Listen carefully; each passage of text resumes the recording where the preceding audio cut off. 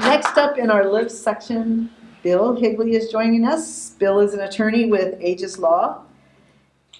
He concentrates his practice in general business and corporate matters, estate planning, and not-for-profit organizations as well. His topic this morning is legal auditing. Please join us up here, Bill.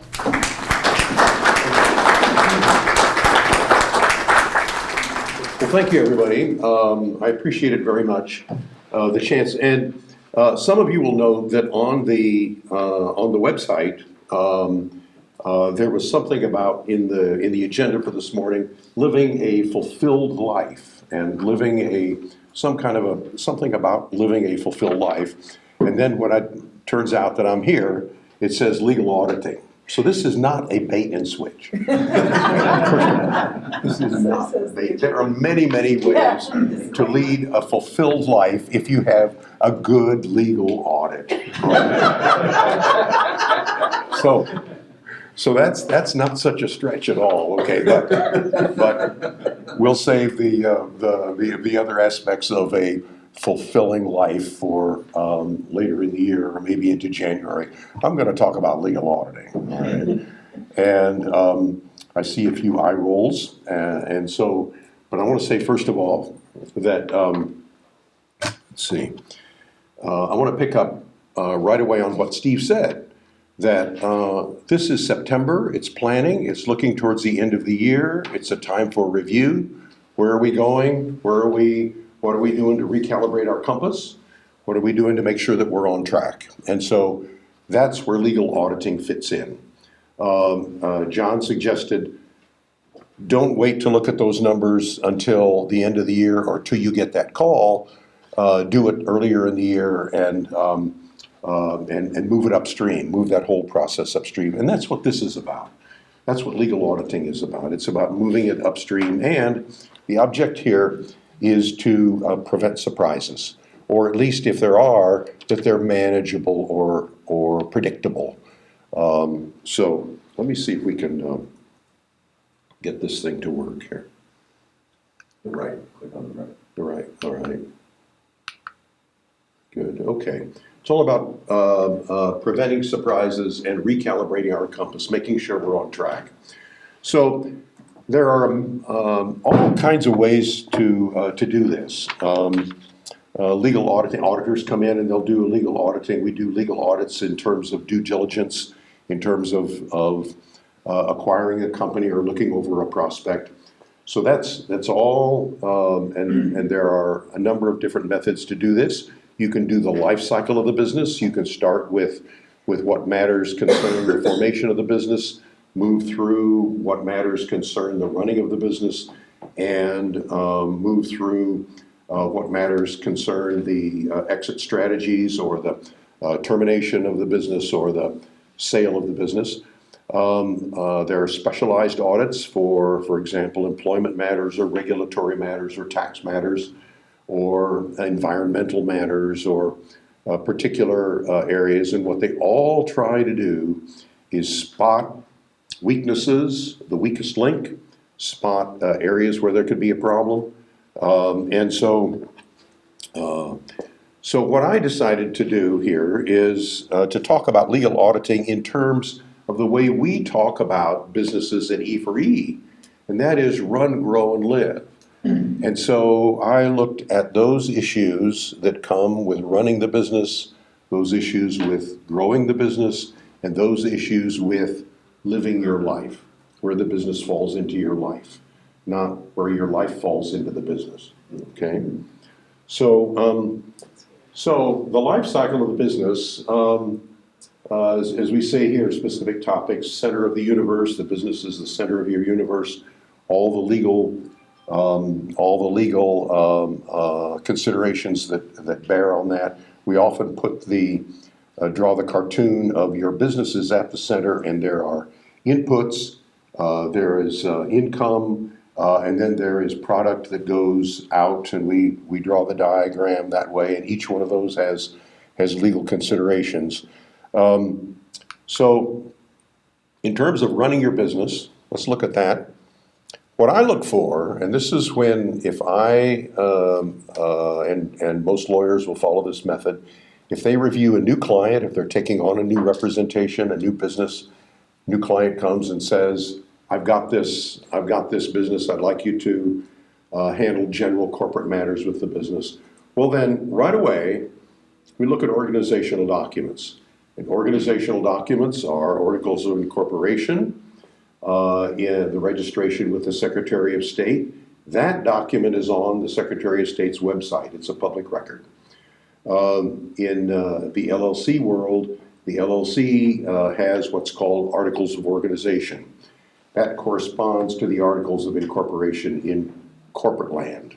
The LLC, or the limited liability company, also these articles of organization are also filed with the Secretary of State. So you can go to the Secretary of State's database and you can look up any business, you can do a search of the name and find out the articles of organization. You can find out who the registered agent is. You can find out the registered office for that organization. And many times clients come forward, and I'll ask them for those papers, and either they don't have them handy, they can't find them. I have to go to the Secretary of State's webpage and I find out that the information is totally out of date. They haven't done business at that address for years. Or that registered agent died a number of years ago. Or things are out of date in that way. So that's one thing right away. Got a call from a client yesterday that this client received a notice of a small claims matter brought against the business, and it was a business with which this client had nothing to do as far as the client recalled. Well, I looked it up with the Secretary of State and find out that not only did the client organize the business, but the client was named as the registered agent. Now, I don't know who filed those papers. It doesn't say who filed those papers, but that's the reason the person was served, is because they were the registered agent. Now, once we take a look at the articles of incorporation or the articles of organization with respect to LLCs, I'll ask the client for bylaws or an operating agreement. So bylaws are what go with corporations, operating agreement goes with LLCs. These, and then their EIN, make sure that they have the letter from the IRS that issued the EIN. EIN is the corporate version of the Social Security number. It's the taxpayer identification number. All of these go into what's called maintaining corporate formalities. So if you're going to be a corporation and you're going to claim the benefits of a corporation, you got to act like it. You got to conduct business like it. You can't commingle personal expenses and corporate expenses and treat the corporation as something that is in your back pocket and you can access that money. You have to maintain a distinction between the two, and there have to be transactions and records of transactions back and forth. So things like organizational minutes and annual minutes, appointment of directors, clear lines of authority, minutes of annual meetings. Well, it turns out, we'll go through and we'll find out here's a loan, and they've taken out a $100,000 loan. Well, what we want to do is tie back that loan to specific authority to sign that. So there ought to be a minute entry in minutes of a meeting that say, so-and-so has the authority to negotiate this loan and to bind the corporation as to that loan. Often not such a problem with individual owners, but when you get two or more, then it's a problem.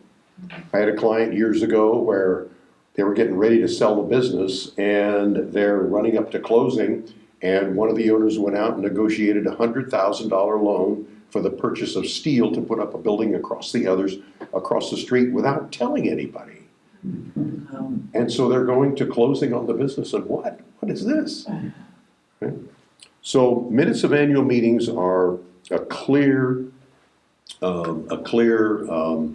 roadmap for the critical decisions that are made year by year with the meeting, with the business. And many times in a single owner situation, there may be, the owner reviewed the minutes and reviewed the general affairs of the meeting and concluded that everything is fine, and they sign it, and then it goes on and nothing changes.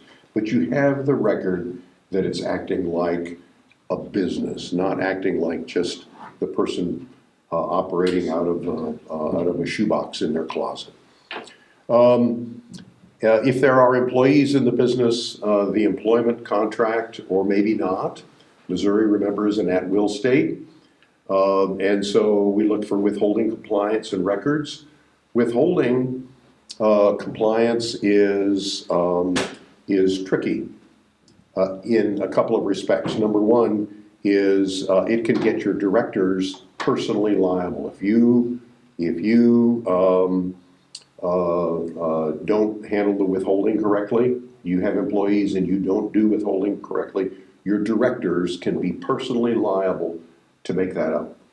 And so, that's a real problem. The other thing about tax matters with withholding is that they are almost non-negotiable. And that's because the Department of Revenue takes the position that that's really the employee's money, that's not your money.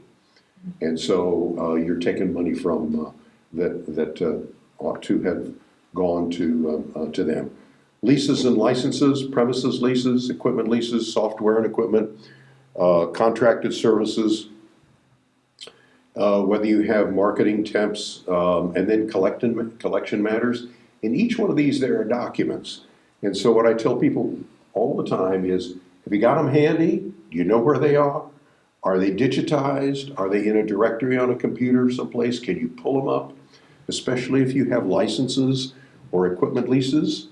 What are the deadlines? What are the renewals? Do you have a 30-day notice period before it automatically renews and you're hooked in for another 3 years? Those kinds of things. You have to be, you need to be on top of those kind of things, again, to eliminate surprises. What? This $15,000 copier, we're in it for another 16 years or another 10 years or what? We didn't do that. We don't need that. Our businesses, have to look ahead. You have to be aware of those deadlines. They're traps for the unwary. Intellectual property. Remember that any intellectual property you have in terms of created works, copy it and catalog it, and be aware of any registrations that you have, whether it's copyrights, whether it's trademarks. Be aware of those, have those handy, have those documents handy. And then maintenance and fees. 5 years out into a trademark, you'll get a notice. You've got to renew it. You've got to, it's a generous timeline. You have basically 2 years in which to file that renewal, but you've got to show that you're continuing to sell that product substantially in the form in which you registered originally. Let's talk about growing your business. Steve talked somewhat about this. This is capital and leverage. So do you have a business plan? What's your capital structure of the business? Is it just whatever the owner lends it from time to time? Are there other investors? Is there debt financing? Again, there are documents for all of these. If you have more than one owner in the business, then there's another relationship to keep track of. If there's investors, you've got to have an agreement, whether the investment in the business is debt financing or equity financing. Famous case out of Kansas City years ago with a construction company, 2 owners, and they basically didn't communicate with each other except through an office manager, a woman in the office who was, for lack of a better term, a secretary, and she communicated back and forth. Well, they needed to buy a bulldozer, and so they needed a couple $100,000, and in the communication back and forth, there arose a misunderstanding that this was a loan to buy the bulldozer or that it was a capital call to buy the bulldozer and they wouldn't get the money back. Okay, well, that's the stuff lawsuits are made of. Those kinds of misunderstandings. So clear chain of of understanding. Then live your life and not your business. And I just got the 1 minute mark here. So a minute to talk about living your life. So this is all about transitions out of the business plan. Remember, many of you have heard me say this before, there's two models of ultimate direction for business. One is, and your business is gonna end up as a pile of cash somewhere in somebody's pocket, maybe your own, maybe your grandchildren, maybe the government. But you've got a plan for that. So remember that the two models are basically you build a piece of the rock and you sell that. You build something of enduring value and you sell that, and the pile of cash comes to you. The other is you take the money and run, and that is the cash comes off month by month, week by week, year by year, and goes into your pocket. And at the end, you close the doors, you turn out the lights, and there's nothing left. And those are more characteristic of the businesses that exist right here, where it's all, this is all there is. There's not, you don't have a line of bulldozers out there that you can sell. You don't have furniture that you can sell. You don't have any hard goods. It's basically right here. Well, you need to figure out how are we going to take money out to benefit this long suffering family over there that is cheering for your success. So, and then the other considerations, and I ask these of new clients, I talk about the 4Ds, and I also talk about what's your number. What's your number? You gotta have some feel for a number. So somebody walks in, pulls a checkbook out and says, what do you take for this place? Well, you need to have an answer to that question. You need to have some idea of the value. And that's that because you're not gonna do this forever. And hopefully the value is going to carry on to your family. So the 4Ds, death, disability, divorce, and departure. Many of you have heard me talk about this. These four, any of these four will send the business down the drain. And yet there are agreements and documents for each one of these things. And so it's a matter of what happens if your partner becomes disabled? Is there a plan for that? What happens if your partner dies? Is there insurance for that? Do you have to buy their stock back? Do you have to buy their LLC equity back? There's an agreement for that. There's a way to do that. Do you finance it by insurance? Do you finance it by some kind of a sinking fund or a reserve?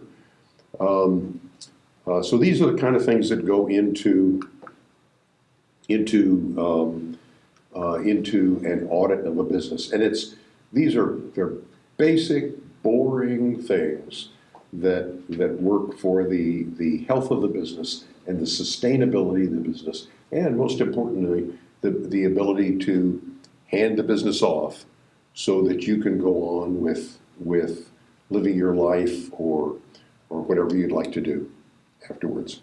I'll take questions. I'm well out of time.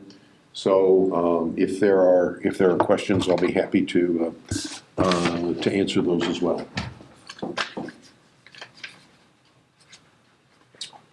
All right. Hearing none, I'll be happy to take a seat. Thank you.